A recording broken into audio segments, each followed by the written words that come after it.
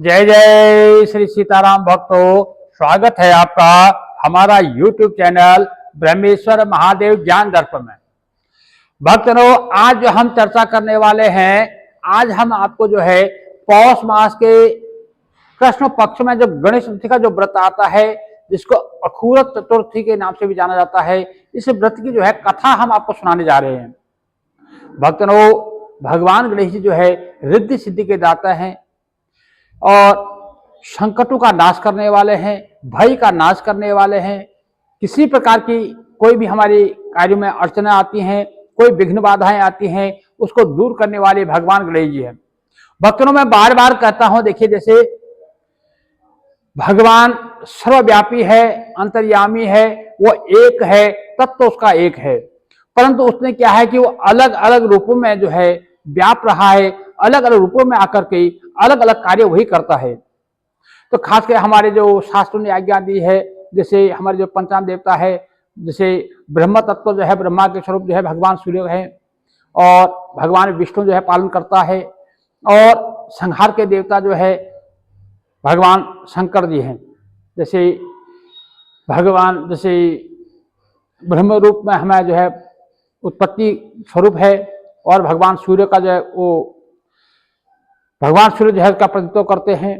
भगवान विष्णु जी जो है हमारी जो पालना करते हैं। शंकर जो है संहार के देवता है। माता आदि शक्ति भवानी जो है जगत व्यापिनी माता जो है वो हमारी शक्ति स्वरूपा है, और भगवान गणेश जी जो है हमारे बुद्धि बल बुद्धि के दाता है, सारे संकटों का नाश करने वाले, रोग शोक को मिटाने वाले हैं। तो ये जो हमारे पांच जो देवता है, ये मुख्य रूप से जो है ये पांच देवता वैसे अलग नहीं है, ये एक ही है।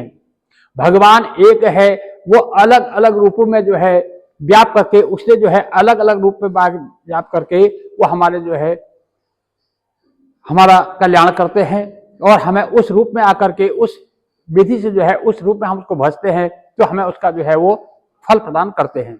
तो इसलिए अब कभी जैसे इसमें कोई संशय नहीं पालना चाहिए कि भाई हम तो भगवान जैसे शंकर जी का पूजन करते हैं, या हम तो भगवान विष्णु जी का पूजन करते हैं, या हम माता रानी के पूजन करते हैं। तो जो भी करते हैं, देखो भगवान एक ही है, तत्व एक ही है, वो अलग अलग रूपों में आकर के अलग अलग जैसे नाटक करते हैं।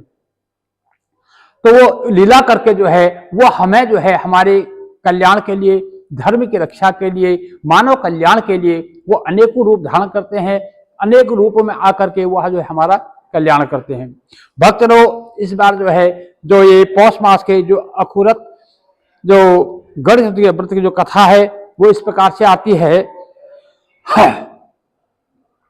कि एक बार जो है माता पार्वती जी ने गणेश जी से पूछा कि हे लंबोदर जी, हे गणेश जी महाराज, पौष में किस भगवान गणेश जी के जो है किस रूप में उनकी पूजा करनी चाहिए, और पूजा करने के पश्चात जो है हमें उसे क्या भोजन करना चाहिए, और ये उससे जो है आप हमें संक्षेप में उसके बारे में हमें बताइए। तो भगवान गणेश जी ने कहा, ये जो कथा है ना, ये भगवान गणेश जी जो है माता पार्वती को बता रहे हैं, और यही कथा जो है भगवान श्री कृष्ण जी जो है धर्मराज युधिष्ठिर को सुनाते हैं। जो गणेश जी ने पार्वती को सुनाई, वही कथा जो है भगवान श्री कृष्ण जी जो है धर्मराज युधिष्ठिर को सुनाते हैं। तो गणपति जी ने कहा कि हे महादेवी, पौष मास की चतुर्थी को जो है विघ्न विनाशिनी जो है कहा जाता है, और उसमें जो है भगवान गणेश जी का जो है लंबोदर नाम से उनका पूजन किया जाता है। लंबोदर भगवान का जो है की पूजा करके भोजन में जो है यज्ञ में जो है केवल गोमूत्र का सेवन करना चाहिए। इस दिन जो है गोमूत्र का सेवन करना, गोमूत्र पीना अति शुभ बताया है।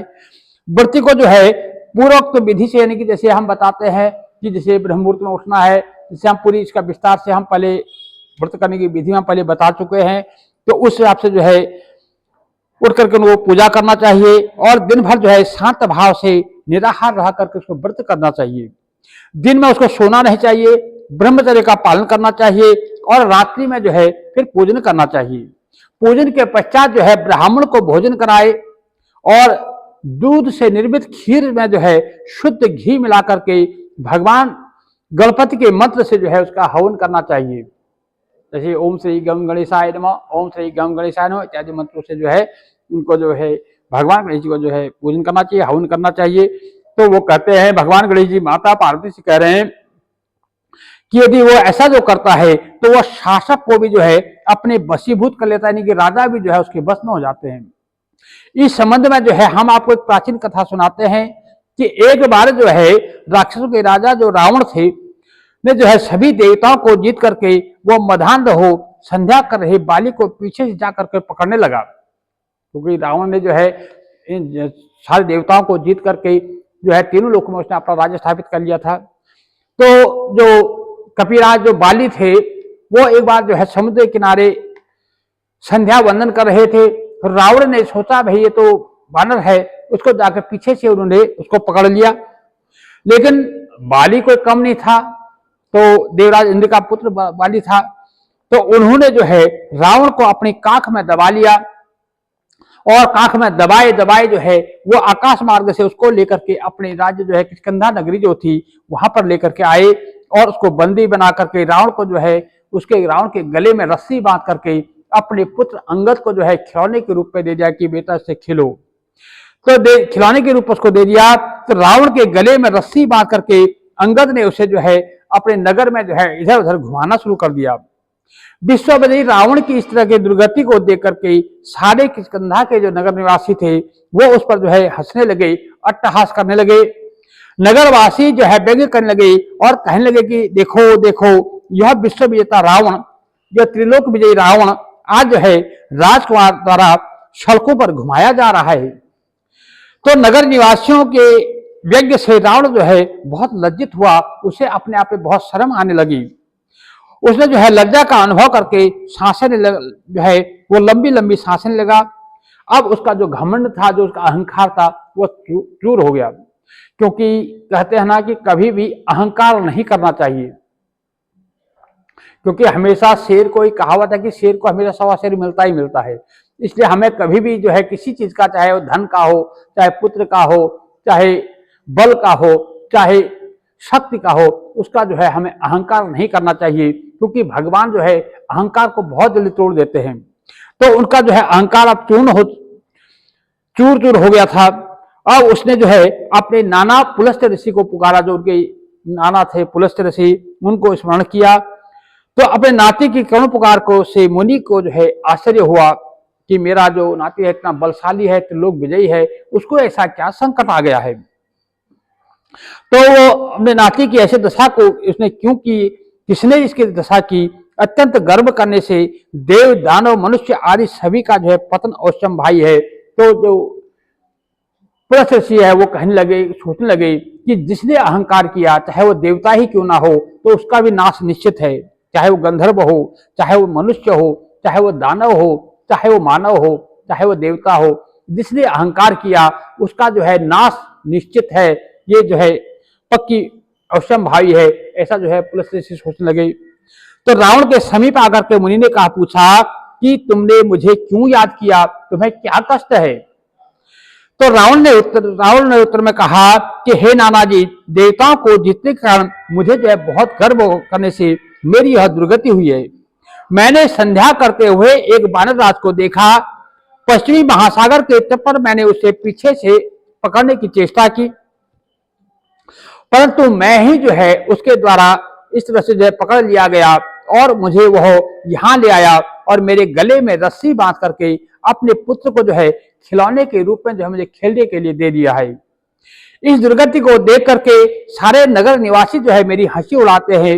हे देवो, हे ऋषिवर, मेरी चिंता का यही कारण है। इसी चिंता में मैं व्याकुल रहता हूं, रस्सी में बंधे रहने के कारण मैं आसक्त हो गया हूं।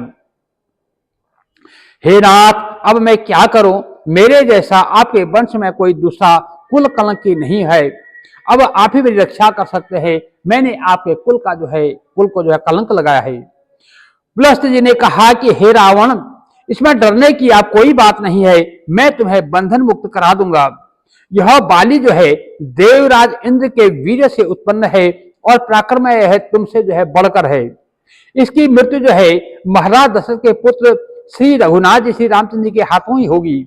हे राक्षस राज, यदि तुम बालिश के बंधन से छूटना चाहते हो तो मेरी बात मान करके संकट नाशक गणेश चतुर्थी का व्रत करो। प्राचीन काल में जो है देखो, पुलस्त्य ऋषि जो है रावण को बता रहे हैं कि प्राचीन काल में वृत्तासुर नामक जो राक्षस की हत्या के प्रायश्चित में जो है, जो प्रायश्चित स्वरूप जो है इंद्र ने इस व्रत को किया था। इसलिए जो है तुम भी इस संकट नाशक व्रत को करो, बहुत शीघ्र जो है तुम्हारी दुख और कलेश जो है दूर होंगे। तो इस प्रकार आदेश देकर के ब्रह्म ऋषि वन को चले गई और इधर रावण ने व्रत का अनुष्ठान किया। हे देवी, इस व्रत के प्रभाव से रावण जो है तत्काल ही जो है बंधन से मुक्त हो गया। जो भगवान गणेश जी कहते हैं माता पार्वती से कि जो मनुष्य जो है इस प्रकार से इस व्रत को करता है वो सारे बंधनों से छूट जाता है और सुखपूर्वक जो है रावण ने भी जो है बंधन से छूट गया और सुखपूर्वक उसने जो है अपना राज्य करने लगा। तो भगवान श्री कृष्ण जी जो है धर्मराज युधिष्ठिर से कह रहे हैं कि हे युधिष्ठिर जी, अब भी जो है इस व्रत को कीजिए।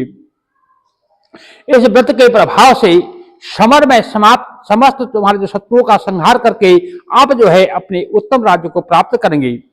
कृष्ण जी की बात सुनकर के धर्मराज युधिष्ठिर जी ने विधि पूर्वक जो है पौष कृष्ण चतुर्थी का व्रत किया और उस व्रत के प्रभाव से उन्होंने अपना राज्य को दोबारा पाया, फिर से प्राप्त जो खोया हुआ राज्य जो है फिर से प्राप्त किया और जो है फिर अपना साम्राज्य स्थापित किया।